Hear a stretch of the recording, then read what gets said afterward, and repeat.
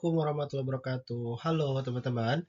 Video ini adalah video yang akan membahas tentang logika dasar untuk kita memahami manajemen isu dan krisis dalam pendekatan Public Relations Officer. Seperti yang sudah disebutkan sebelumnya bahwa kita akan membahas terkait tentang isu dan krisis, maka perlu untuk kita mengetahui apa perbedaan antara isu dan krisis. Apakah isu dan krisis sama atau isu dan krisis adalah sebuah proses yang berbeda? Sebelumnya, kita kenalkan dulu tentang istilah-istilah yang akan sering kita gunakan pada saat kita membahas tentang isu dan krisis. Yang pertama kita akan bahas tentang masalah, yang kedua kita akan bahas tentang risiko, ketiga kita akan bahas tentang isu, dan yang keempat tentu kita akan bahas tentang krisis. Yaps, ini adalah logika sederhana untuk memahami manajemen isu dan krisis. Secara definisi, secara singkat, masalah adalah ketidaksesuaian antara harapan dengan realita. Sementara isu adalah kejadian yang dapat menimbulkan masalah. Sedangkan risiko adalah masalah yang harus diperhitungkan. Sementara krisis adalah peristiwa yang tidak terduga dan signifikan mengancam reputasi organisasi.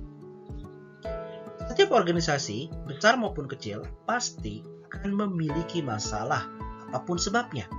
Masalah akan berkembang menjadi isu jika tidak disikapi dengan baik, dan isu yang tidak diselesaikan dengan baik akan menimbulkan risiko konflik yang berpotensi membentuk isu-isu tambahan. Untuk membedakan antara isu dengan risiko, isu merupakan sesuatu yang tidak terduga dan timbul tanpa peringatan khusus, sedangkan risiko merupakan sesuatu yang harus diwaspadai dan diperhitungkan.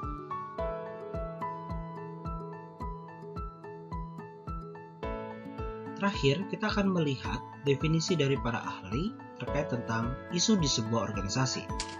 Pendapat dari Leicester dan Larkin yang mendefinisikan isu sebagai peristiwa dari internal atau eksternal organisasi yang jika berlanjut secara signifikan akan mempengaruhi performa organisasi. Sementara menurut The Issue Management Council menyatakan isu sebagai gap atau kesenjangan antara harapan publik dengan kebijakan, produk, atau operasional perusahaan.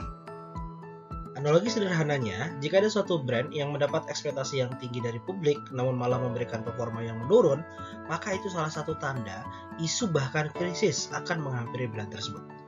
Sekarang mari kita diskusikan, kalian kasih contoh brand yang pernah dapat ekspektasi tinggi dari publik tapi performanya malah menurun.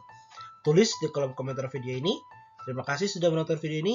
Jangan lupa like, share, dan subscribe.